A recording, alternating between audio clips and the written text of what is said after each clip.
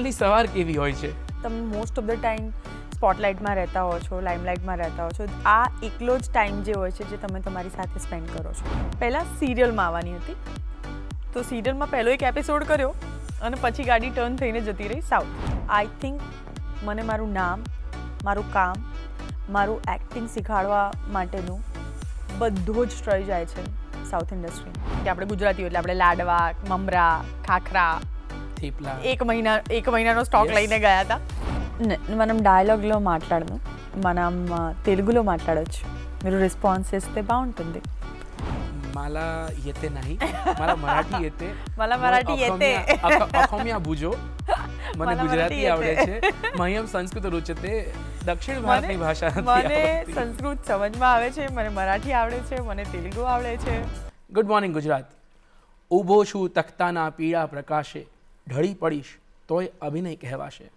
ગુજરાતને આજે good morning કહેવા માટે એક એવું વ્યક્તિત્વ આવ્યું છે કે જેણે પોતાના અભિનય થકી બધાને વશમાં કરી દીધા છે. તો સ્વાગત કરીએ છીએ અભિનેત્રી મોનલ ગજ્જરનું. સ્વાગત છે આપનું ગુડ મોર્નિંગ ગુજરાતમાં. આજે સવારમાં વાત કરી રહ્યા છીએ ત્યારે પહેલો પ્રશ્ન તો એ જ થાય કે ગુજરાત આખાને આ પ્રશ્ન થતો હશે કે મોનલની સવાર કેવી હોય છે? જય શ્રી કૃષ્ણ. જય શ્રી કૃષ્ણ. Good morning Gujarat. મારી સવાર બહુ સુંદર હોય છે, જેવી બધાની હોય છે એવી જ હોય છે. સહેજ મોડી હોય છે. ઓકે. એટલે કામ કરતા હોઈએ વર્કિંગ ડેઝમાં ડઝન્ટ મેટર, બટ એવું કહેવાય ને કે આર્ટિસ્ટને છે ને રાત પડે ને એટલે ક્રિએટિવિટી જાગે. પછી એ કન્ટેન્ટ જોવું હોય કે it's very silent. We like silence, we like that because તમે મોસ્ટ ઓફ ધ ટાઈમ સ્પોટલાઇટમાં રહેતા હો છો, લાઇમલાઇટમાં રહેતા હો છો. આ એકલો જ ટાઈમ જે હોય છે જે તમે તમારી સાથે સ્પેન્ડ કરો છો. એન્ડ એ મારા માટે સ્પેશિયલી એ મને બહુ ગ્રાઉન્ડેડ રાખવામાં હેલ્પ કરે to create like what I want two do, what I don't have to do. આજના દિવસમાં કરેલી ભૂલો અને આજના દિવસમાં શીખેલી વાતો એનું એક લિસ્ટ બને રાત્રે સૂતા પહેલાં. અને એ મને આગળ જવા માટે નેક્સ્ટ ડેમાં શું કરવું અને શું ના કરવું એ ડિસાઇડ કરવા માટે હેલ્પ કરે છે. તો સવાર મોડી પડે છે. અરે વાહ, પણ બહુ સરસ વાત કરી તમે કે શું શીખવા મળ્યું એનું એક લિસ્ટ બને છે. અને જે બીજી વાત કરી કે શાંતિની સાથે હું જોડીશ કે અંધકાર. એટલે મારા ડિરેક્ટરે મને આ શીખવ્યું છે કે નાટકમાં અંધકાર આવે પછી કંઈક નવું સર્જન હોય. ઇવન ગર્ભાવસ્થામાં પણ અંધકારથી સર્જન તરફ જાય છે. તો રાતનો અંધકાર પણ કલાકાર માટે એટલો જ જરૂરી હોય છે ને. અભિનય તમે જ્યારે કરી રહ્યા હોય અને તમે જ્યારે ખાસ વાત જોડો છો ગ્રાઉન્ડેડ, તો તમને તમારા અભિનેતા તરીકે તમે જ્યારે કામ કરતા હોવ ત્યારે તમારે આ કેરેક્ટર્સ તમને આસપાસના લોકોમાંથી કેવાક મળી રહેતા હોય છે? મને એવું લાગે છે કોઈ એઝ અ કલાકાર અભિનયની વાત કરીએ ને તો અભિનય એ ક્યાંય શીખવા જેવી વાત છે જ નહીં. એ તમારે ઓબ્ઝર્વ કરવાની, એટલે તમારી આજુબાજુમાં રહેતા લોકો, બનતી ઘટનાઓ એને તમે કેટલા નજીકથી જોવી, જીવી અને જાણી શકો છો એટલે તમે કલાકાર બની શકો છો. અગર તમારા પેનને હું ફીલ કરી શકું છું તો હું કલાકાર બની શકું છું. આટલી સિમ્પલ વાત મેં મારા કરિયરમાંથી શીખેલી છે કે કોઈ પણ પાત્ર મારે ભજવવું છે અથવા એ જે ઘટના ઘટી રહી છે એ ઘટતા મને ફીલ થાય છે કે આ મારાથી ના થાય, એવું કોઈ શબ્દ ના આવે તો તમે કલાકાર બની શકો. અચ્છા, એટલે તમે તમારી આસપાસના જે વ્યક્તિત્વ, તમારી આસપાસ જે પર્સનાલિટીઝ છે એને ઓબ્ઝર્વ કરીને ક્યાંક બહુ જ અતિ. ઓકે, તો તમને આજ સુધી આસપાસથી મળેલું સૌથી ઇન્ટરેસ્ટિંગ કેરેક્ટર કયું છે? અરે બહુ બધા. લાઈક મારી ફ્રેન્ડની મમ્મી છે. પછી હમણાં જ હું જ્યારે વર્ષના પ્રમોશન કરવા દિલ્હી ગઈ હતી તો શરદજી કરીને છે, એમના વાઈફ છે ગુંજન ભાભી, લખનૌથી છે.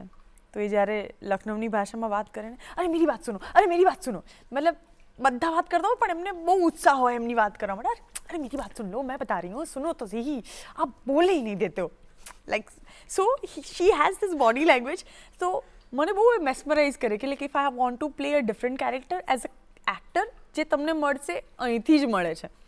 સો મને એવું લાગે છે કે ફિલ્મ એ જે એકચ્યુઅલી તમારી આજુબાજુમાં જે ઘટી રહ્યું છે એને તમે પડદા પર ઉઠાવીને સોસાયટીને બતાવો છો, યા જેવું થવું જોઈએ અથવા થઈ રહ્યું છે. ઓકે, તો આજ સુધીનું એવું ઇન્ટરેસ્ટિંગ કેરેક્ટર કયું છે જે દર્શકોને નહીં ખબર હોય પણ તમે એકચ્યુઅલી તમારી આસપાસથી કોઈનાથી ઇન્સ્પાયર થઈને તમે પડદા પર રજૂ કર્યું હશે? નથી યાર, સાચું. મને લાઈક મને એવું લાગે છે કે મારી ઇમેજ છે ને ફિલ્મ જે કારકિર્દીની વાત કરીએ તો જે કેરેક્ટર મેં પ્લે કર્યા છે એમાં હું હંમેશા બહુ જ ગુડ કેરેક્ટર રહી છું કે મેં કોઈ દિવસ નેગેટિવ નથી પ્લે કર્યો. આઈ વોન્ટ ટુ પ્લે નેગેટિવ. મેં આઈ થિંક એક વેબ સિરીઝ કરી હતી બસ સ્ટાર સુધી કરીને, એમાં મેં બબલી કેરેક્ટર પ્લે કર્યું હતું. બાકી મને કોઈ બબલી કેરેક્ટર પણ પ્લે નથી કરાતું, બટ ઇન રિયલ લાઈફ હું ખરેખર બહુ જ મજાકવાળી વ્યક્તિ છું. પણ અગેન મારા ઇનર સર્કલમાં લાઈક મને એવું થાય કે મારા ઇનર સર્કલના લોકો મને સાયકલોન કહે છે કે લાઈક યુ નો અચ્છા સાયકલોન આવી ગયું છે, લાઈક લિટરલી હું એટલી એનર્જેટિક છું. બટ લાઈક જ્યારે તમે પબ્લિક પ્લેસ પર છો અથવા હું અજાણીએ જગ્યામાં છું અથવા જે આજુબાજુના લોકો છે એટલા જાણીતા નથી, તો મને ખુલતા વાર લાગે. But I like surprise element. I always like a surprise element. Yes, એટલે તમે જે વાત કરી કે બબલી કેરેક્ટર્સ કે નેગેટિવ કેરેક્ટર્સની, એટલે જ્યાં આસપાસ શાંત નદી વહેતી હોય, ત્યાં એક આશ્રમ હોય અને ત્યાં કોઈ યંગસ્ટર, કોઈ યુથ છે જે લીડ લઈ રહ્યું છે, તો એના કેરેક્ટરમાં મોનલ હોય.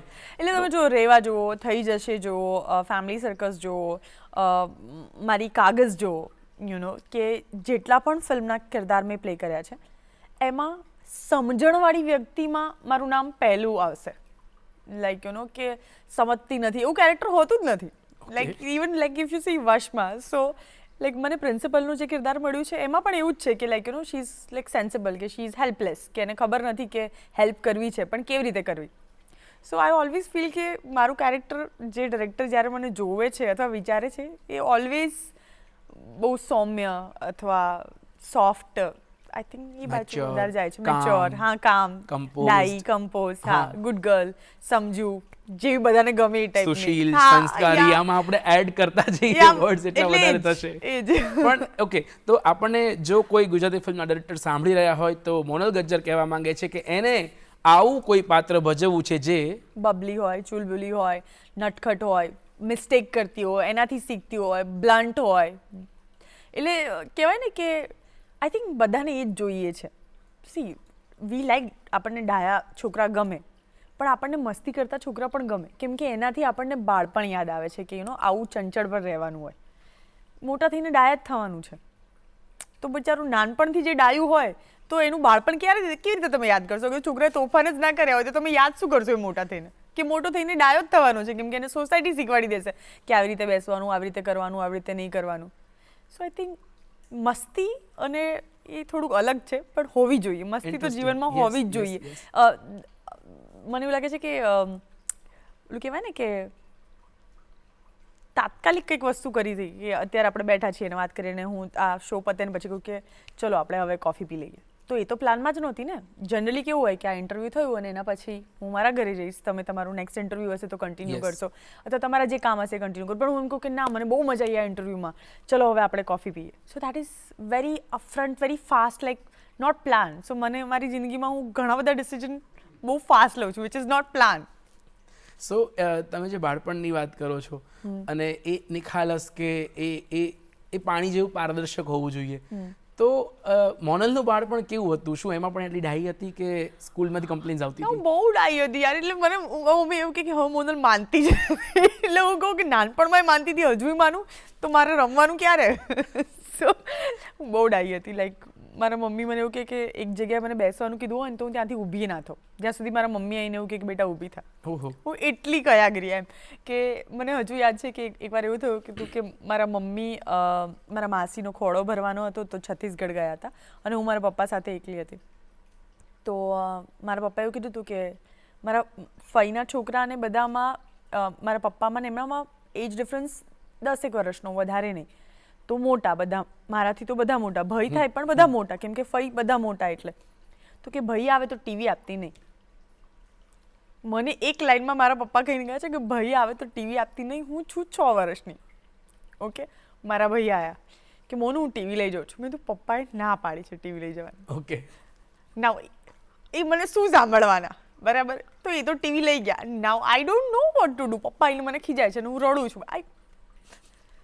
મેં મારા તરફથી પૂરો પ્રયત્ન કર્યો કે ના લઈ જાઓ, પણ અગેન તમે 6 વર્ષની છોકરીને જિમ્મેદારી આપો છો. So I think I been always very very good girl. So મતલબ હવે મને એવું થાય કે જ્યારે મારા ઇનર સર્કલ, મારા ફ્રેન્ડ્સ હોય ને I am like craziest, I am naughtiest, I want to play, I want to do everything જે મેં કદાચ બાળપણમાં નથી કર્યું. Okay, so you want to be you more than any other thing. મને એવું લાગે છે કે દરેક વ્યક્તિમાં ભલે તમારી ઉંમર વધે છે પણ તમારા અંદરનો બાળક હંમેશા જીવતો રહેવો જોઈએ. તો જ એ ક્યુરિયસ રહેશે, તો જ એને નવું શીખવું છે. ભૂલો કરશો તો તમે સુધરશો. તમે હંમેશા એવું જ વિચારશો કે હું પરફેક્ટ છું, અપલિફ્ટેડ છું, તો ગ્રોથ ક્યાં છે? ગ્રોથ ત્યારે જ થાય, હું ફેલ થઈશ તો પાસ થવા માટે હું મહેનત કરીશ, હું નવા લોકો પાસે જઈશ, હું એમના એક્સપિરિયન્સથી શીખીશ, તો હું અલગ બનીશ. વાહ, ઇન્ટરેસ્ટિંગ વાત છે ને કે ભૂલ થકી શીખવું છે, શીખીને આવેલી છું એના કરતાં વધારે સારું છે કે શીખતા જઈએ, પડતા જઈએ, દરવાજો ખુલ્લો હોવો જોઈએ તો નોલેજ આવશે. યસ, અરે મને બધું આવડે છે, એ જ્યારે વસ્તુ આવી જાય જીવનમાં તો ત્યાં તમારું એકચ્યુઅલી અટકી ગયો ગ્રોથ. ત્યાંથી તમે ગ્રોથ નહીં કરી શકો જીવનમાં ક્યારેય.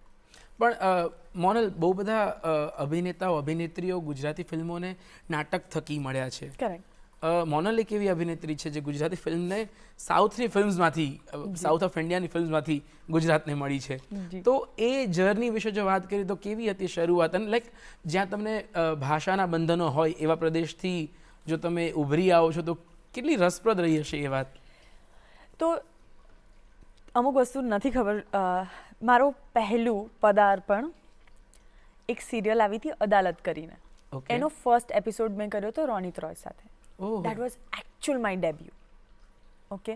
અને એ એપિસોડિકમાં એવું હતું કે હું એ એપિસોડમાં હિરોઈન બની હતી અને હું અમદાવાદથી મુંબઈ ગઈ હતી સિરિયલ કરવા માટે. શોભા સોમનાથની કરીને એક શો આવવાનો હતો, એના માટે હું સિલેક્ટ થઈ હતી અને હું એના માટે ગઈ હતી. એ શો તો ના થયો. પછી એક બીજો શો મળી ગયો મને હેડ્સ ઓફમાંથી. સ્ટાર પ્લસ સાથે હું એકચ્યુઅલી 1.5 વર્ષ કોન્ટ્રાક્ટમાં પણ રહી હતી, એક્સક્લુઝિવ. બટ લકીલી જ્યારે મને સાઉથની ફિલ્મો મળી, મેં અપ્રોચ કર્યું કે અગર તમે આમાં ડીલે કરવાના હોય તો let me take this project. તો every time I have to take a NOC from the star before taking any project. તો પહેલાં સિરિયલમાં આવવાની હતી, તો સિરિયલમાં પહેલો એક એપિસોડ કર્યો અને પછી ગાડી ટર્ન થઈને જતી રહી સાઉથ. ઓહો. First project Telugu. મેં ઓડિશન આપ્યું હતું, મને હજુ યાદ છે. એમણે મને લાઇન્સ આપી હતી and all. I was very nervous, કેમ કે હવે આપણને ખબર પડે છે કે તેલુગુ, તમિલ, મલયાલમ, કન્નડા, પહેલાં ખાલી સાઉથ જ હતું. યસ, આપણે મદ્રાસમાં જ સમજતા હતા, બાકી આપણને સમજણ જ નહોતી પડતી. આપણા એટલે એક્સપોઝર નહોતું આપણી પાસે. કેમ કે કેવું થાય કે લોકો એટલું ટ્રાવેલ જ નહોતા કરતા. If I am talking about 10-11ની વાત કરું, 2010-11ની વાત કરું, તો સોશિયલ મીડિયા આટલું બધું નહોતું. તો કેટલું તમે ખુદ ફરીને એક્સપોઝ થઈ શકો. અત્યારે કેવું છે, ઘરે બેઠા બેઠા વિયેતનામ અહીંયા જોઈ શકાય, યુરોપ જોઈ શકાય, અહીંયા જવાનું ડિસાઇડ થઈ શકાય. એકચ્યુઅલી ત્યાં જઈને કરવાનું હોય. મને હજુ પણ યાદ છે, મેં પહેલી ફ્લાઇટ લીધી હતી. It was very very difficult for me. બહુ જ બીક લાગતી હતી મને અંદરથી. મને હજુ પણ યાદ છે, ફ્લાઇટ બોર્ડ કરતાં પહેલાં મેં મારા સ્કૂલના ફ્રેન્ડને ફોન કર્યો હતો. મેં કીધું મને બહુ બીક લાગે છે, કેમ કે લોકો અલગ છે, ભાષા અલગ છે અને મને નથી ખબર કે હું કેવી રીતે કરી લઈશ. કેમ કે કાંઈક તો આવડવું જોઈએ ને. લાઈક એક્ટિંગ માટે કેવું હોય છે, તમે નાટક કર્યું હોય તો તમારી પાસે કાંઈક સોલિડ બેકગ્રાઉન્ડ છે, તમને અનુભવ છે. મેં સિરિયલ કરી છે. હવે મને મારી હિન્દી ગુજરાતીની વાત કરીએ તો એમાં ફ્લેક્સિબિલિટી, કોન્ફિડન્સ ઓટોમેટિક આવે, કેમ કે તમને ભાષા આવડે છે. તો નહીં આવડે તો 4 સવાલ પૂછી લેશો. So it was very new. But I think મને મારું નામ, મારું કામ, મારું એક્ટિંગ શીખવાડવા માટેનું બધો જ શ્રેય જાય છે સાઉથ ઇન્ડસ્ટ્રીને. કેમ કે મને આજે જે નામ આપ્યું છે, જ્યાંથી મને ઓળખ મળી છે, એ સાઉથ છે. પછી મને ગુજરાતી ખબર પડી. ત્યાં સુધી તો મને ગુજરાતી ફિલ્મ ઇન્ડસ્ટ્રી છે એ પણ નહોતી ખબર.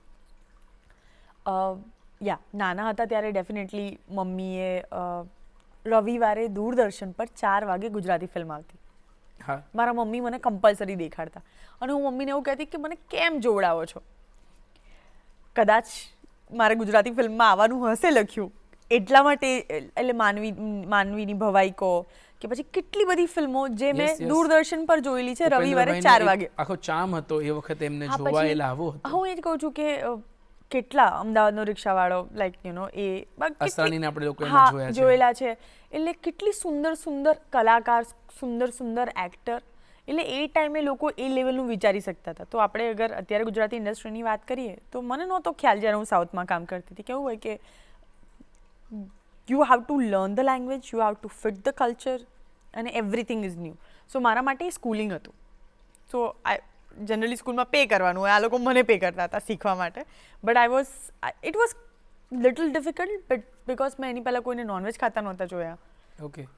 એટલે આપણે જે કલ્ચરમાં મોટા થયા હોય ત્યાં આગળ ઘરે એગ ના આવ્યું હોય, ના કોઈ દિવસ નોનવેજ બાજુ ગયા હોય અને સડનલી તમારી આજુબાજુમાં લોકો નોનવેજ ખાતા હોય તો મને હજુ યાદ છે કે હું ગાડીમાં બેસીને સબવે ખાતી, સબવે સિવાય કશું જ ના ખાતી કે અને always I am with my script. હું સ્ક્રિપ્ટ હંમેશા યાદ રાખતી હોઉં કે બેસીને ગોગતી જો, કેમ કે ખાલી મારી લાઈન ઇમ્પોર્ટન્ટ ના હોય, તમે શું બોલવાનો છો એ પણ મને ખબર હોવી જોઈએ, તો મારો જવાબ શું હશે, મારા રિએક્શન શું હશે.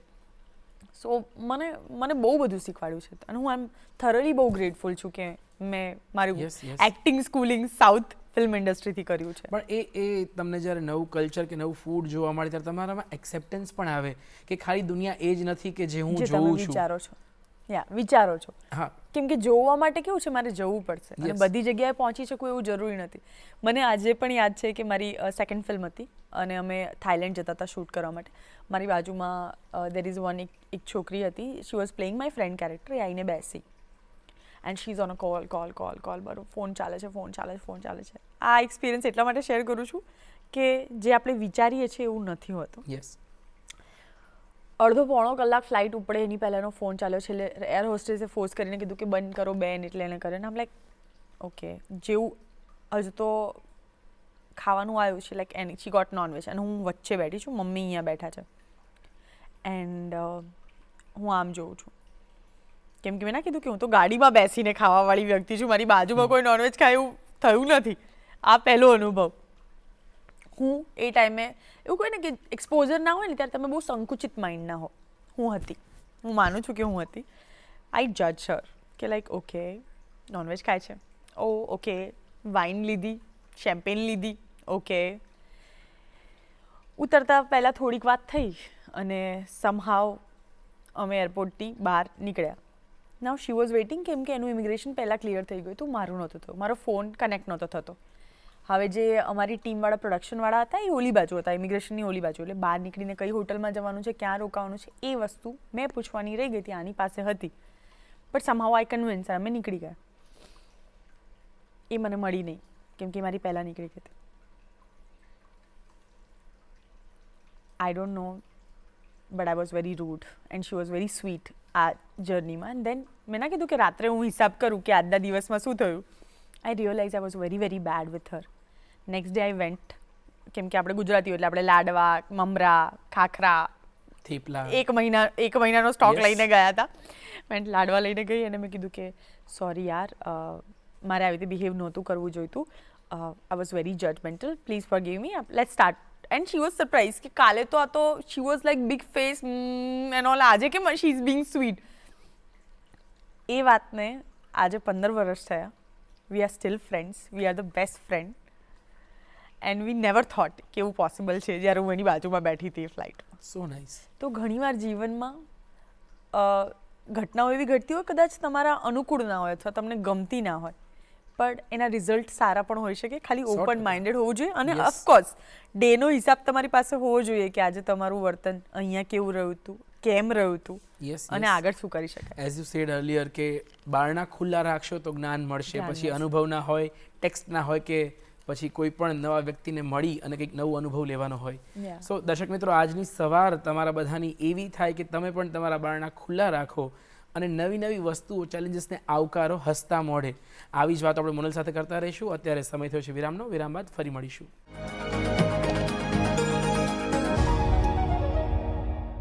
Good morning Gujarat. વિરામ બાદ આપ સૌનું સ્વાગત છે. આપણે વાત કરી રહ્યા છીએ ગુજરાતની સુપ્રસિદ્ધ અભિનેત્રી મોનલ ગજ્જર સાથે. એક જાણીતી વ્યક્તિની થોડી અજાણી વાતો જાણતા હોય એવું લાગી રહ્યું છે.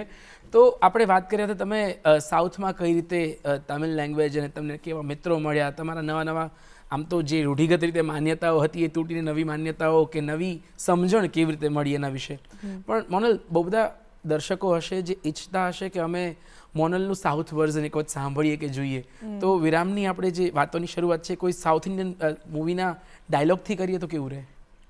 మనం డైలాగ్లో మాట్లాడను, మనం తెలుగులో మాట్లాడచ్చు. మీరు రెస్పాన్స్ ఇస్తే బాగుంటుంది. मला येते नाही, मला मराठी येते. मला मराठी येते. अखोमिया बुजो. મને ગુજરાતી આવડે છે. મહ્યમ સંસ્કૃત રોચતે. દક્ષિણ ભારતની ભાષા નથી આવડતી. મને સંસ્કૃત સમજમાં આવે છે, મને મરાઠી આવડે છે, મને તેલુગુ આવડે છે. સો અગેન લાઈક મને મારી જિંદગીમાં જેટલા પણ સારા સંસ્મરણો છે એ મને સાઉથે આપ્યા છે. સાઉથ ખાલી લક્ષ્મી નથી આપતું, એ જ્ઞાન પણ આપે છે. ત્યાં સરસ્વતી પણ છે. એકચ્યુઅલી લક્ષ્મી એટલા માટે જ છે કેમ કે ત્યાં સરસ્વતી પણ છે. જ્ઞાન બહુ મસ્ત વસ્તુ છે, ગ્રાઉન્ડેડ બનાવે તમને. લક્ષ્મી એની પાસે ટકે જેની પાસે સક્ષમતા હોય, સ્થિરતા હોય. જો સ્થિરતા ના હોય તો લક્ષ્મી ના ટકે. આ વાત હું સાઉથથી શીખી. લોકો પાસે અઢળક પૈસા છે, અઢળક જ્ઞાન છે, પણ એ લોકો આર્ટિસ્ટને પૂજે છે. કેમ? કેમ કે આર્ટિસ્ટ ભગવાન નથી. આર્ટિસ્ટ કોઈ બધા, તમે હું બધા વ્યક્તિઓ જ, માણસો જ છીએ. એક કલ્ચરમાં રિસ્પેક્ટ છે કે હું રિસ્પેક્ટ આપીશ તો રિસ્પેક્ટ મળશે. આપણી ભાષામાં ઘણું બધું તોછણાપણું છે. આ વસ્તુ મને ત્યાં જઈને સમજાઈ. ઓકે, આપણે હલતા વલતા એવા શબ્દો વાપરીએ છીએ જે આપણે મમ્મી પપ્પાની સામે નહીં વાપરીએ, પણ ઘરની બહાર જેવા નીકળ્યા, બે જય શ્રી કૃષ્ણ, એ વસ્તુ તમે બહાર જાઓ ને તો ખબર પડે. એટલે આપણા ઘરમાં કેવું, બાળક નાનું હોય ને ત્યારથી એને બહાર મોકલવામાં આવે જ નહીં. ગુજરાતમાં સૌથી ઓછા લોકો હશે જે પોતાના છોકરાઓને હોસ્ટેલમાં ભણવા માટે બહાર મોકલતા હશે. આપણે એવું વિચારીએ કે એવું કેવું પોતાના નાના છોકરાને બહાર મોકલી દેવાનું. ના, પારકીમાં જ કાન વિંધે, એ આપણી જ છે કહેવત. તો એ બહાર જશે તો શીખશે, એને ખબર પડશે કે મમ્મી શું કરે છે મારા માટે, પપ્પા શું કરે છે મારા માટે. જાતે કરવાનું આવે તો શું. આપણે ત્યાં હંમેશા એવી આદતો હોય કે છોકરાને પાણીનો ગ્લાસથી લઈને દૂધનો કપ બધું હાથમાં આપવામાં આવે, પણ છોકરીને નહીં આપવામાં આવે. અમુક છોકરીઓને આપતા હશે, અપવાદ ફેમિલી પણ હોય, ડેફિનેટલી હોય. સન્માન બંને છોકરા છોકરીને સરખું રાખતા હોય એવી એ ફેમિલી હશે. એવી એ ફેમિલી હશે જ્યાં છોકરાઓ પોતાની મમ્મીને હેલ્પ કરતા હશે. એવા મારા મિત્રો છે કે જેના ઘરમાં આજની તારીખે કામવાળા નથી, પણ એ લોકો એમની મમ્મીને આજની તારીખમાં સફાઈથી લઈને દિવાળી હોય કે નવરાત્રિ હોય કે ગમે ત્યારે એ લોકો ખુદ સફાઈ કરે, બંને ભાઈઓ. તો એવા લોકો પણ છે, પણ બહુ ઓછા, બહુ ઓછા. કંઈ પણ શીખવું હોય ને તો તમારા કમ્ફર્ટ ઝોનમાંથી બહાર જવું પડે. કમ્ફર્ટ ઝોન એટલે ઘર. ઘરમાં છોકરું પડી જાય ને તો મમ્મી દોડતી જાય, સ્કૂલમાં છોકરું પડી જાય તો મમ્મી જઈ શકે ના. એ છોકરું પાછું ઊભું થશે અને રમવા જશે. સ્વાશ્રય જેને કહીએ છીએ. મમ્મી સામે હશે, જો દાદી સામે હશે તો ભેગડો તારશે. એ પડવામાં વાગવામાં ક્ષમતા સહેજ ઉપર નીચે હશે, પણ જેવું છોકરું થોડું મારા દીકરાને શું થયું એ ના કરો. આ હમણાંની મારા ઘરે છે ને ગણેશ વિસર્જન હતું, તો મારા કાકાની દીકરી અને એનો દીકરો છે કે દોઢેક પોણા 2 વર્ષનો છે, એ આવ્યો હતો. તો બધા આરતી લેતા હતા ને, તો એને એવું થયું કે હું એ આરતી લઉં. તો એણે દીવા પાસેથી એકદમ પાસેથી લઈ લીધી. તો મારા માસી કે, મારા કાકી, અરે માડી હું થયું? મેં તો કશું નથી થયું, એણે જે કર્યું. હાથ નજીકથી ગયો હતો, પણ અગર અમે થોડું વધારે રિએક્ટ કર્યું હોત તો એ રડ્યો જ હોત 100%.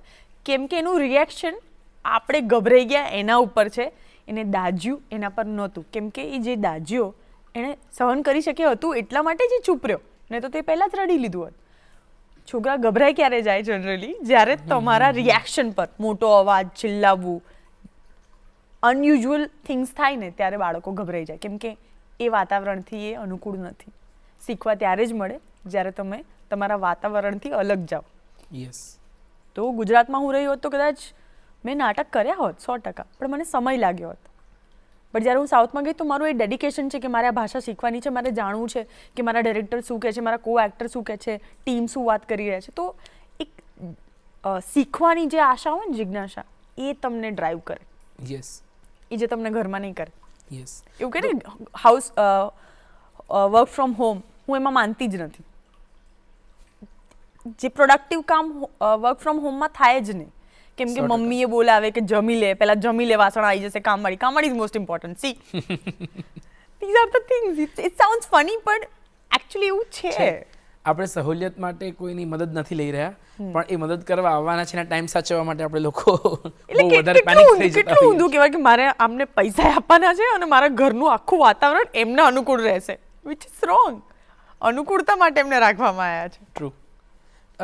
તમે જ્યારે વાત કરો છો કે ચલો આપણે ભાષાથી શરૂઆત કરી, તો એ ભાષા શીખવાની જર્ની કે સ્ક્રિપ્ટ આવવાનું ફોર્મેટ શું હશે? કે ડ્યુઅલ લેંગ્વેજ હતી, તમિલ અને અંગ્રેજી આવતું હતું, તમે કઈ રીતે સમજતા હતા? તો બેઝિકલી જ્યારે પણ કોઈ સ્ક્રિપ્ટ મારા પાસે આવે, એ સ્ક્રિપ્ટ આવતી હતી ઇંગ્લિશમાં અને હું એને ગુજરાતીમાં લખું. તો એ મારું હોમવર્ક હોય કે હું એક એડીને આસિસ્ટન્ટ ડાયરેક્ટરને અથવા કો ડાયરેક્ટરની જોડે બેસું, મારા જે પણ સ્ક્રીન આવે પહેલાં તો હું કોઈ પણ ફિલ્મ લેતા પહેલાં આખી સ્ટોરી સાંભળું. આખી સ્ટોરી એટલે ફ્રોમ ધ પોઈન્ટ 1 જ્યાંથી સ્ટાર્ટ થાય છે પોઈન્ટ એન્ડ. સાંભળવાનું કારણ એ, અને મને નરેટ તેલુગુમાં કરે.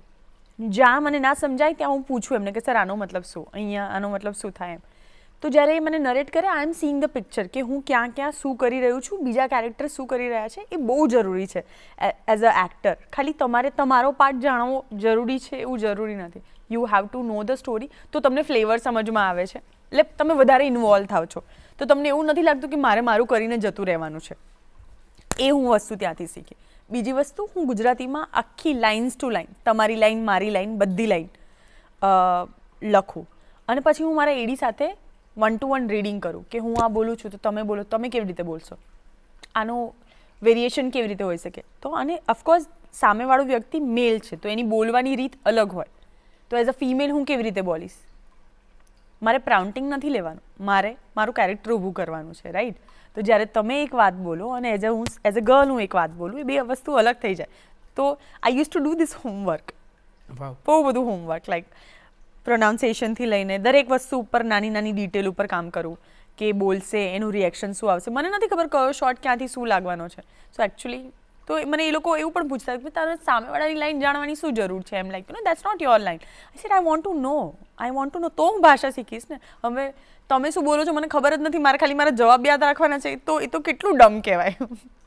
તો તમે કંઈક અલગ જાઓ છો ને હું કંઈક અલગ જાઉં છું, આપણે ખાલી એક જગ્યાએ બેઠેલા હોય. રસ અને ભાવની ક્ષતિ આવી જશે જો અભિનયમાં એક અન્ડરસ્ટેન્ડિંગ નહીં હોય તો. હા, તો આઈ થિંક એ બધી વસ્તુઓ હું ખૂબ ધ્યાન રાખતી. મેં ક્યારે પણ મારા સાઉથની ફિલ્મના સેટ ઉપર આવી રીતે બેસીને કોઈ દિવસ ચર્ચા નથી કરી, ડિસ્કશન નથી કરી, કેમ કે હું હંમેશા સ્ક્રિપ્ટ સાથે હોઉં. તો મારી પાસે બોન્ડિંગનો અથવા ટાઈમ સ્પેન્ડ કરવાનો સમય ક્યારેય ના હોય, કેમ કે હું હંમેશા આગળની લાઇન્સ પર હોઉં, હું આગળના સ્ક્રિપ્ટ પર હોઉં, આગળ કાલે શું સીન કરવાનો છે એના ઉપર હોઉં. કેમ કે અગર અમે સોંગ પણ શૂટ કરીએ છીએ, હું સોંગ પણ મારે લિરિક્સ યાદ રાખવાના હોય. So I am like always listening, always busy in myself, like તો લોકોને એવું લાગતું કે મોનલ બહુ ઇન્ટ્રોવર્ટ છે. ઇટ્સ નોટ અબાઉટ હું ઇન્ટ્રોવર્ટ છું, ઇટ્સ અબાઉટ મારે બહુ બધું કામ કરવાનું છે. I have to learn a lot, કેમ કે હું એકચ્યુઅલી કહું તો હું મારા કમ્ફર્ટ ઝોનથી બહુ જ બહાર છું, અને I am doing for myself. મેં મારા કરિયરને સ્ટેકને સાઈડમાં મૂકીને હું એક નવું કરિયર સ્ટાર્ટ કરવા જઈ રહી છું, તો મારે મારું ડેડિકેશન ત્યાં વધારે આપવું પડે. નહીં, ડેડિકેશન તમે જે વાત કરો છો એમાં પણ આમ દેખાય છે કે ના ખાસી મહેનત રહી છે. ખાલી ભાષા સમજવા સુધીની સીમિત નહોતી એ આખી જર્ની. મને એવું લાગે છે કે વધુને વધુ પોતાને કેળવવાની એક જર્ની રહી હશે. હા, પણ આ યાત્રા દરમિયાન કોઈ એવો અનુભવ ખરો કે જેમાં ભાષા સમજવામાં, અભિનયને બેલેન્સ કરવામાં કંઈક એવા અનુભવ થયો જેણે કંઈક નવું જ શીખવી દીધું હોય?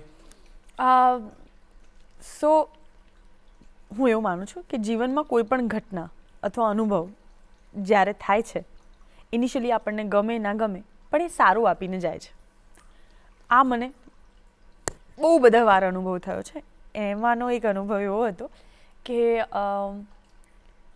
હું ગુજરાતી ફિલ્મ કરતી હતી અને પછી પાછી મને એક તમિલ ફિલ્મની ઓફર આવી, VIP 2, જેમાં ધનુષના બોસની છોકરીનું કેરેક્ટર મારે પ્લે કરવાનું હતું, જેમાં હું ધનુષને ધનુષ સર, પણ ખાલી નામ એટલા માટે બોલું છું કે ઇઝી થાય બોલવા માટે. પણ તમે નામ બોલશો ત્યાં જ રાંઝણા 2 બધાની સામે રાંઝણા તો આવી જશે. ઓફકોર્સ આઈ એમ લાઈક મારી ફેવરેટ ફિલ્મ છે. I love romantic films. તો like a fan moment, I was very excited, got a call. અને એના માટે મેં લાઈક ટ્વિટરથી એમણે કંઈક ઓડિશન કર્યા હતા એન્ડ ઓલ, અને એમાં હું સિલેક્ટ થઈ હતી. આઈ વોઝ સો એક્સાઇટેડ કે હું અમને મળવાની છું એન્ડ ઓલ.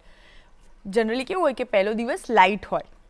મારા કેસમાં એવું નહોતું થયું. મારી પાસે 2 પત્તાનો સીન હતો, 2 પત્તાનો મોનોલોગ હતો, જ્યાં હું મોટિવેશન સ્પીચ આપવાની છું. ઓકે. અને હું સેટ પર ગઈ અને ધનુષ સર સેટ પર આવ્યા અને મેં એમને જોયા, અને આમ like extreme fan moment, like હું ફ્રીઝ થઈ ગઈ.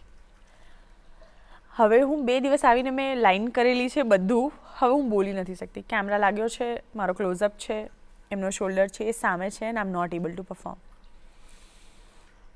આઈ એમ ફીલિંગ ટેરેબલ. એમણે મને સાઈડમાં બેસાડી કે એનો શોલ્ડર લઈ લો, મારો ક્લોઝઅપ લઈ લો. એમના વાઈફ જ ડિરેક્ટ કરતા હતા એશ્વર્યા. તો કે શોલ્ડર લઈ લો આ મોનલનો અને મારો ક્લોઝઅપ લઈ લો, આ સીન પતાવો એમ. I do not understand completely the language Tamil, but I understand I lost the project because this was my first scene on this film set. I'm sitting, હું બીજા એક્ટર સાથે બેઠી છું, trying to be cool down. Anxiety થઈ રહી છે, સખત anxiety થઈ રહી છે, સમજાતું નથી શું થવાનું છે.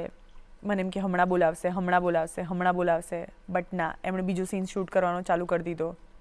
લંચ બ્રેક થઈ ગયો સવારની જગ્યાએ, and I am in my tears. એમણે કીધું કે મોનલ હવે એક કામ કરો, તમે રૂમ પર જઈને રેસ્ટ કરો, આજે તો આ સીન નથી કરતા, હમણાં પછી કરીએ, એટલે આપણે વિચારીએ કે આગળ શું કરીએ છીએ, તો તમે રૂમ પર જાઓ. હું અને મારા મમ્મી રૂમ પર ગયા, and I am crying because I know આ પ્રોજેક્ટ ગયો એમ. ઓલું કહેવાય કે પોઝિટિવ રહો. તમને રિયાલિટી હિટ થતી હોય ને ત્યારે તમે પોઝિટિવ ના રહો, તમને આ રિયાલિટી છે. બીજા દિવસે એમણે મને એવું કીધું કે મોનલ અત્યારે આપણે છે ને આ સ્કેડ્યુલ રેપઅપ કરીએ છીએ, તો યુ ગો, અમે તમને પાછા બોલાવીશું. એટલે તો મને કન્ફર્મ થઈ ગયું કે પ્રોજેક્ટ ગયો, એકદમ ગયો. હું બહુ જ રડી. સેલ્ફ ડાઉટની દુકાન ખુલી ગઈ કે એમ આઈ અ વેરી બેડ એક્ટર. હા, મેં પહેલાંય કરેલી છે તમિલ ફિલ્મ, કેવી રીતે ના થઈ શક્યું આ મારાથી એન્ડ ઓલ. જેમ સેલ્ફ એનાલિસિસ કામ ચાલુ થાય એમ થયું, અને આઈ રિયલાઇઝ કે it was my fan moment where I got freeze. I should have ask, or એ ટાઈમે કોઈ સિમ્પલ સીનથી સ્ટાર્ટ કર્યું હોત તો એ મુમેન્ટ નીકળી ગઈ હોત. બટ કંઈક સારું થવાનું હોય ને, અગર એ ફિલ્મ મેં કરી હોત ને તો મેં રેવા ના કરી હોત. ઓહો. ને રેવાને નેશનલ એવોર્ડ મળ્યો. VIP 2 બોક્સ ઓફિસ પર ના ચાલી. એ ફિલ્મમાં કાજોલ પણ હતા. તો it was a very big star cast film. એ ગઈ, એની સામે રેવા આવી. Reva got national. I was love the script. મારી મમ્મીએ પણ રેવામાં કામ કર્યું છે. મારા મમ્મા also got a chance to play a character in Reva. તો see, there is so many good thing happens, but at a time એ 2 દિવસ was very very tough for me to digest and understand કે શું થઈ રહ્યું છે. પણ કહેવાય ને કે જતું કરવું પણ બહુ જરૂરી છે. બધું જ પકડી રાખીએ ને તો અગેન આગળ ના વધી શકે. લાઈફ में कुछ ना कुछ तो छूटेगा ही बनी. છોડના ही पड़ेगा. જેટલા લાઇટ હશો ને એટલા આગળ વધશો. If you want to fly you have to be light. If you hold everything તો નહીં જઈ શકો. તો ગુજરાતી સાહિત્યની એક અદ્ભુત વાર્તા ધ્રુવદાદાની તત્વમસી, અને ક્યાંક બહુ બધા સાહિત્યકારો, આમ તો અમૃતલાલ વેગડ પણ નર્મદા પર ઘણું બધું લખ્યું છે, ઘણા બધા પ્રવાસ નિબંધો, અને પરિક્રમા ઇટ્સ સેલ્ફ કલ્ચર એવું કહી શકાય. જી. તો ગુજરાતના કલ્ચરના આધારે બનતી ફિલ્મો તમને વધારે ગમે છે કે તમને સાઉથની? આમ તો બંને ગમતી હશે, કમ્પેરિઝન હું કરવા નથી કહી રહ્યો, પણ તમે એને કઈ રીતે જુઓ છો જે કલ્ચરલ ફિલ્મ્સ બને છે ગુજરાતની? મને ફિલ્મની વાર્તા એવી ગમે જેમાં હું બિલીવ કરતી હોઉં, જે મારા બિલીવ સિસ્ટમને અથવા મને કંઈક નવું આપીને જાય છે. જે વાર્તા હોય છે, પણ દરેક વાર્તાની એક ઇમ્પેક્ટ સોસાયટી ઉપર હોય છે અને એક પોતાની ઉપર પણ હોય છે. તો પર્સનલી એ વસ્તુને બિલીવ પર લેવી બહુ જરૂરી છે. જ્યારે મને રેવા, મેં તત્વમસી નહોતી વાંચી, ઓકે, મને સરે વાંચવાની ના પાડી હતી કે મોનલ ના વાંચતા, હું તમને સ્ક્રિપ્ટ કહીશ, તમે સ્ક્રિપ્ટ સાંભળો. કેવું થાય કે ઘણીવાર અગેન તમે બંધાઈ જાઓ, બોર્ડર લાઇન બની ગઈ ને. અગર હું બુક વાંચી લઉં તો પછી હું મારા ડિરેક્ટરને એમના વિઝન ઉપર અથવા આ વાર્તા આમ કેમ જઈ રહી છે એના પર હું ક્વેશ્ચન કરીશ. I don't want that. I want two question in my script કે સર આમાં આ થઈ રહ્યું છે, આ કેરેક્ટર ક્યાં જઈ રહ્યું છે, એમાં શું કરી શકાય, દેટ મેક્સ સેન્સ. અને મને હજુ પણ યાદ છે, ચેતન ધનાની, રાહુલ ભોલે અને વિનીત કનોજિયા ત્રણેય આવ્યા હતા. અમે હયાતમાં સ્ક્રિપ્ટ સાંભળી હતી અને મેં કીધું કે આ તો નેશનલ એવોર્ડ વિનિંગ ફિલ્મ છે. ક્યાં વાત હે? તો એ કે ના that is too much to tell. ભવિષ્યવાણી ઝાંકી દીધી, બરાબર છે. હા, તો મારા જીભ પર સરસ્વતી છે જ. હું જે બોલું એ થાય છે, સ્પેશિયલી જે વસ્તુ દિલથી બોલું. અને ઇટ્સ નોટ હું નહીં, કોઈ પણ વાતમાં તમને અતિ બિલીવ હોય અથવા અતિ લાગણીઓ જોડાયેલી હોય ને એ વાત થઈ જાય. તમને ખબર છે કે બદ્દુઆ લાગે, આપણે આ શબ્દ બોલીએ, બહુ રેન્ડમ ટોક થઈ રહ્યો છે, બટ બદ્દુઆ લાગે. બદ્દુઆ કેમ લાગે? જ્યારે માણસ અતિ તીવ્ર દુઃખમાં છે અને સામેવાળાને સમજાવવાની કોશિશ કરી રહ્યો છે અને એને નથી કોઈ જવાબ મળતો, ત્યારે એક નીકળેલી પોકાર, દેટ ઇઝ બદ્દુઆ. જે લાગે એવું કહે છે, પણ આપણે બધું આ કહીએ છીએ કેમ કે સામેવાળાને નથી ગમતી. પણ ઓલો તો પેઇનમાં હતો ને જ્યારે એ હેલ્પ માંગતો હતો. તો સમજો અથવા તને આવું થશે ને ત્યારે તને ખબર પડશે. દેટ ઇઝ વી કોલ બધું. પણ એ તો એવું કહે છે કે ભાઈ મારા પેઇનને તમે સમજી નથી શકતા કે where I am coming from. So actually there is nothing called બધું. There is a pain, people are crying for it કે તું સાંભળ જે મને ફીલ થઈ રહ્યું છે. So yeah. પણ એટલે રેવા એ ખાલી પરિક્રમાની વાત નહીં રહેતા, એણે જે રીતના ડાકણ પ્રથાની વિશ્વાસની વાત છે. ઘણા બધા જે ખોટી માન્યતાઓ વર્ષોથી ચાલી રહી છે એની વાત કરતી વાત છે. મારી એવી એક બીજી ફિલ્મ કસુંબો, એ પણ એક બુક પરથી લીધેલી વાર્તા છે. તો આઈ લાઈક ધ ફિલ્મ, પણ લાઈક ટુ ડુ ફિલ્મ જે કંઈક સોસાયટીને આપી જાય. સરસ વાત. જેમ કે મને હજુ પણ યાદ છે કે અમારી કસુંબો રિલીઝ થઈને પછી ઘણા બધા જૈન ફેમિલીને હું મળી હશે, એમણે એવું કીધું કે અમને ખબર જ નહોતી કે બારોટ સમાજે અમારા પરિવાર માટે અથવા અમારા પૂર્વજો માટે તીર્થસ્થાન માટે આટલું બધું કરેલું છે. લાઈક બહુ મોટી વાત છે. તો કેવું હોય કે ઘણીવાર આજની જનરેશનને ક્યારે ખબર પડશે કે પાછળની જનરેશને અથવા કોણે કોના માટે શું કર્યું છે. આઈ થિંક બુક્સ એટલી બધી છે, બધી બુક ફેમસ નથી થતી. બધાનું લખાણ, એનું લખાણ ખરાબ છે એવું નથી, બધી બુકને એ નથી મળતું ભાગ્ય કે ફિલ્મ બની જાય. તો હું તો આઈ ફીલ વેરી ગ્રેટફુલ કે મારા જીવનકાળમાં મેં જે પણ કાર્ય કર્યું છે એમાં એવી એકાદ બે ફિલ્મો છે જે બુક પરથી બનેલી છે અને મને એવી ફિલ્મો ખૂબ જ ગમે છે. રેવા માત્ર ને માત્ર પરિક્રમાની વાત નથી કરતી, એ બિલીવની વાત કરે છે કે બિલીવ હોવું જરૂરી છે. કોઈ પણ વસ્તુ, વ્યક્તિ, એ વ્યક્તિ દીઠ વાત છે. એ બહુ મજાની વાત છે ને કે જ્યારે ચેતનભાઈનો પ્રશ્ન છે તું છે કે નહીં, અને એ તું છે કે નહીં પ્રશ્નમાંથી એ જે લોકોનો ઇન્સલ્ટ કરે છે, જે લોકોને ડોનેશન આપવાની ના પાડે છે, એ બધાને કન્ફ્રન્ટ કરતા કરતા એટલે પ્રાયશ્ચિતનું એ જે આખી સેલ્ફ જર્ની, યસ, એ મોટી પરિક્રમા દેખાય છે ફિલ્મમાં. ધીરે ધીરે નર્મદાના ધીરે ધીરે ચાલવા કરતાં વધારે મોટી ઇનર ચેન્જ. ઇનર ચેન્જ એ બહુ જરૂરી છે. એકચ્યુઅલી આપણે એને આધ્યાત્મિક કહી દઈએ છીએ, એવું આધ્યાત્મિક નથી ભાઈ. આ પોતાની સેલ્ફ જર્ની છે. તમે આ દુનિયામાં આવ્યા છો, you have your own journey, but આપણી પાસે ડિસ્ટ્રેક્શન એટલા બધા છે, ઓકે, જે પ્લસ અને માઇનસ લઈને આવે છે. ફોન પ્લસ છે અને માઇનસ પણ છે, કેમ કે આજની તારીખમાં સોશિયલ મીડિયાની આપણે વાત કરીએ તો એ તમને લિટરલી તમારા કલાકો ખાઈ જાય છે. લાઈક લિટરલી, અને તમને ખબર છે કે ટ્રેન કરે છે and you are getting nothing out of it. There is sum good pages જે સારી નોલેજ પ્રોવાઈડ કરે છે, પણ આપણે એ રીલો જોવામાં કેટલો સમય કાઢીએ છીએ? નન. આપણે નોનસેન્સ જોવામાં સમય વધારે કાઢીએ છીએ. કોઈનું દુઃખ આપણું હસવાનું બને છે. કોઈ પડી જાય એવો વિડીયો જોવાનો આપણને વધારે મજા આવે છે. અત્યારે કોઈ પડે, એક્સિડન્ટ થાય, પહેલો ફોન નીકળશે ને વિડીયો નીકળશે. હેલ્પ નંબર પર 100 નંબર પર કોઈ કોલ નથી કરતું મદદ માટે. તો એ બહુ દુઃખદ વાત છે કે આપણે કઈ બાજુ જઈ રહ્યા છે. એટલે લોકોની માન્યતા અને લોકો એટલે અમુક વસ્તુઓ જે તમે કહી રહ્યા છો, એટલે મને એક પ્રશ્ન એવું પૂછવાનું થાય છે કે film industry is all about creativity, it is about educating people, but at the same time બહુ બધા લોકોને ગ્લેમરસ વર્લ્ડ તરીકે પણ ઓળખે છે, અને ગ્લેમરને સીધા સ્કિન ટોનથી સંબંધ છે, બ્યુટીના અલગ અલગ આસ્પેક્ટ જોવામાં આવતા હોય છે. તમે બ્યુટીને કઈ રીતે જોવો છો? સ્કિન ટોનને, તમે દક્ષિણ ભારતમાં પણ કામ કર્યું છે અને ત્યાંના સ્કિન ટોન આપણા કરતાં કંઈક અલગ છે, એને જજ નથી કરવા. તો તમારા માટે સુંદરતા શું છે? તમે કોઈની જોડે વાત કરો અને તમને બેસીને થોડી વાર ઓર વધારે વાત કરવાનું મન થાય ને, જ્યાં મન શાંત ફીલ કરે, અહીંયા થોડી વાર વધારે બેસવાની વાત કરવાની ઈચ્છા થાય, ભલે તમે કાંઈ ના બોલો. આ જે છે ને, દેટ ઇઝ ઇનર પીસ, જે બધા જોડે નથી આવતું, બધી જગ્યાએ નથી આવતું. એ બહુ જરૂરી છે. That is a beauty.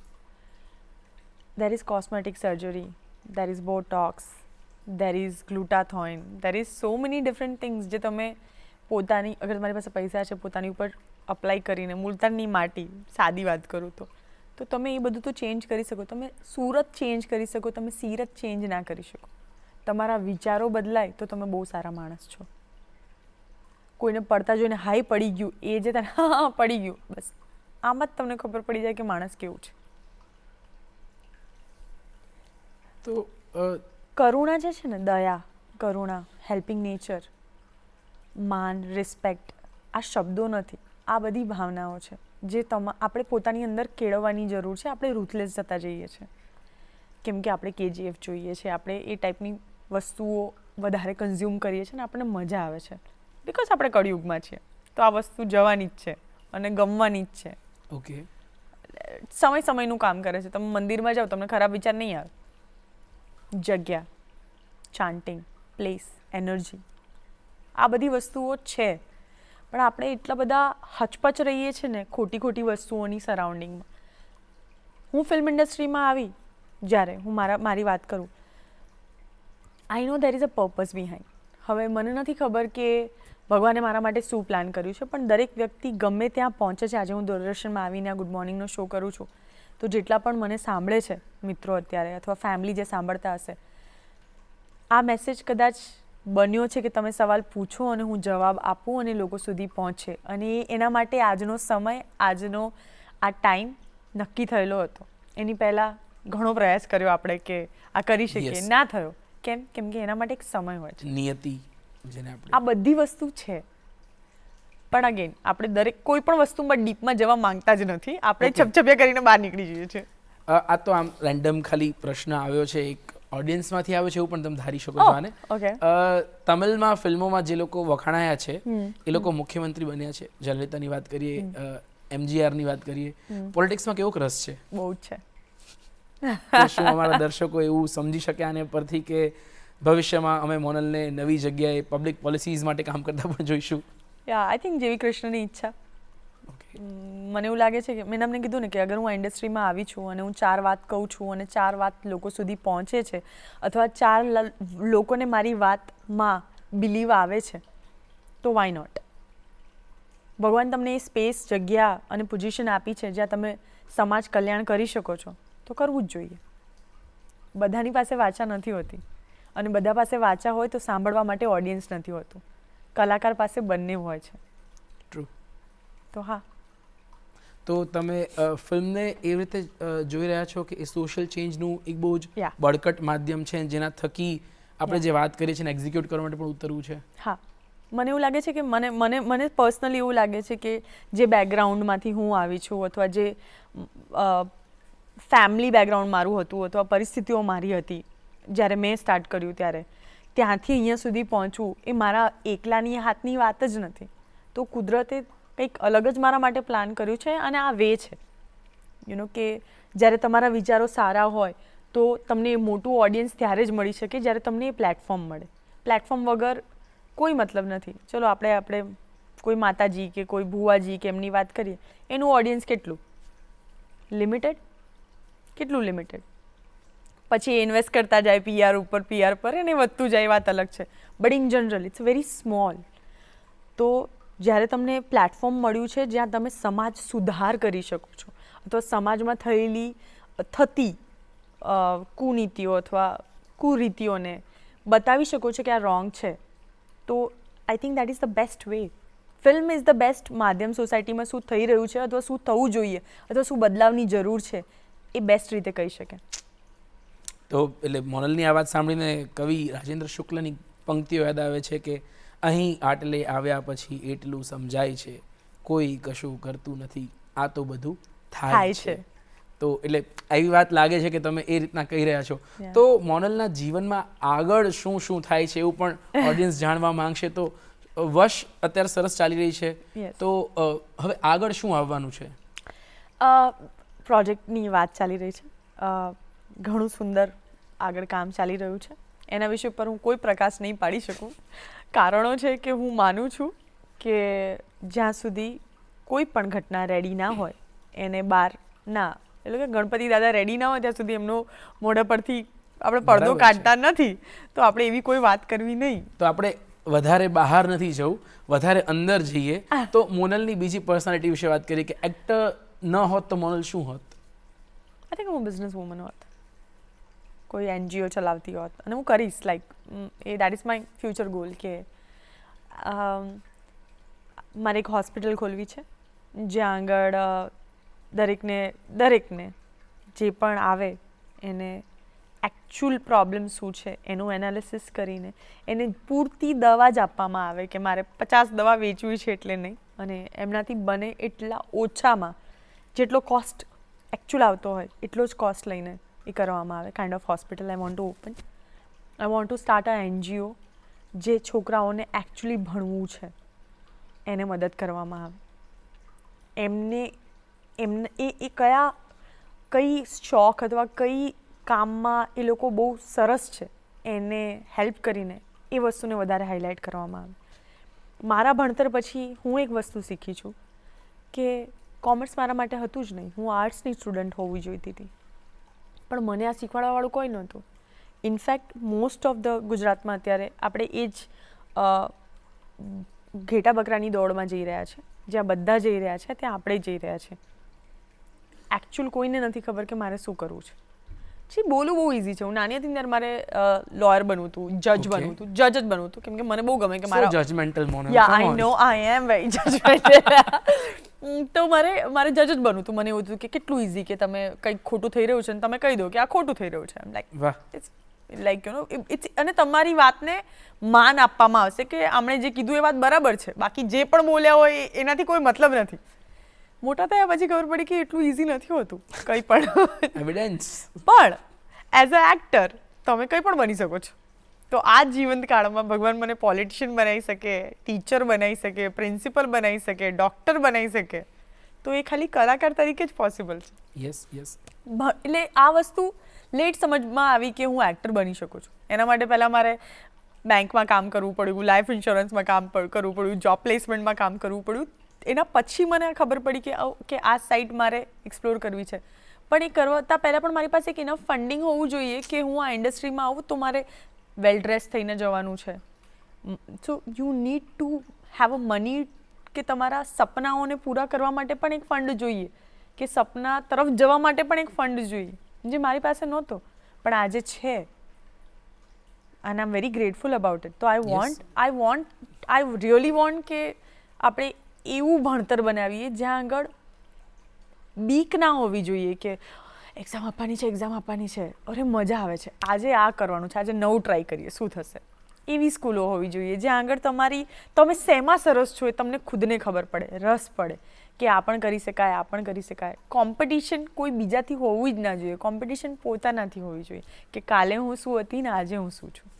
Yes. આપણે એવું નથી શીખવાડતા. સ્કૂલમાં ખોટી કોમ્પિટિશન થાય છે જે વિચ ઇઝ નોટ ગ્રેટ. એ આગળ જઈને તમને ડિપ્રેસ બનાવે છે. હમણાં રિસન્ટલી મેં ક્યાંક એક ન્યૂઝ સાંભળ્યા જેમાં મારા ભાભીએ મને કીધું કે 3,500 રૂપિયા એક બાળક ગેમ રમતું હતું અને 3,500 રૂપિયા યુપીઆઈ મમ્મીનું કંઈક બેંક અકાઉન્ટ લિંક હશે તો 3,500 રૂપિયા એમાંથી હી લોસ્ટ. કંઈક 10મા ધોરણનો છોકરો હતો, 9મા ધોરણનો છોકરો હતો, એન્ડ એણે સુસાઇડ કમિટ કરી લીધું બિકોઝ એ કહી નહોતો શકતો કે એનાથી આ થયું. કેટલી ખરાબ વાત છે કે પહેલાં તો આ હોવું જ ના જોઈએ. સેકન્ડ, તમે કહી નથી શકતા, કેટલી નાની વાત છે. મમ્મી એમ 2 ઠપકા આપત કદાચ કે આવું ના કરાય, કેમ કર્યું, જીવ તો ના જાત ને. તો એના મમ્મી પપ્પાના સપના, એના પોતાના સપના 3,500 રૂપિયાના હતા ના. એટલે આ ઓપનનેસ નથી કે બાળક સાથે ખુલીને વાત કરું. ડરાવવું જરૂરી નથી, દરેક વાતમાં ડરાવવું ના હોય. તમે જો હું છે ને વેસ્ટર્ન કલ્ચરને પ્રમોટ નથી કરતી, પણ અમુક વસ્તુ એની ખૂબ સુંદર છે કે બાળકને છૂટા મૂકી દો. એ સ્કેટિંગ કરતા હશે, એ બોલી શકે, એમની વાત કરી શકે, 4 સવાલ પૂછી શકે. આપણે કેવું કહેવામાં સવાલ નહીં પૂછવાનો, મોટા જોડે આવી રીતે વાત ના કરાય. અરે સવાલ પૂછવા તો ડિસરિસ્પેક્ટ નહીં કરવાનું, એ શીખવાડવું જરૂરી છે. સવાલ તો તમે બચપનથી જેને સવાલ પૂછવાની ના પાડશો તો એને ખોટું થતું હશે તો કે ક્યારેય નહીં બોલે, એને ખરાબ લાગતું હશે તો એ સવાલ નહીં કરે.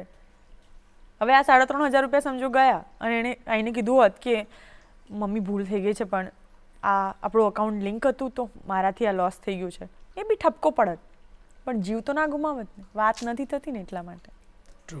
તો એજ્યુકેશનમાં આ વસ્તુ થોડી બદલવાની જરૂર છે. જ્યાં બીક મૂકવામાં આવે છે ને, ટીચરની બીક, પોલીસની બીક, ના, આ બધા હેલ્પ કરવા માટે છે, આપણા સેલ્ફ ગ્રોથ માટે છે.